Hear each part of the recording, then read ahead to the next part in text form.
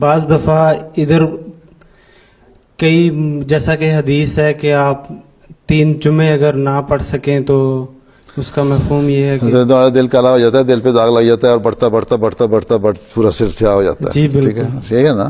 تو یہاں تو کوشش کریں کہ آپ 1-2 جمعوں کے بعد جمعہ پڑھنے کی پوری کوشش کریں, اور اپنے کام کی جگہوں پہ بعض دفعہ اگر کہہ سکتے ہیں قریب جمعہ اگر ہو رہا ہے کہ مجھے اس وقت چھٹی دے دو, تو اکثر ایسے امپلائر ہوتے ہیں, مالک ہوتے ہیں جو چھٹی دے بھی دیتے ہیں.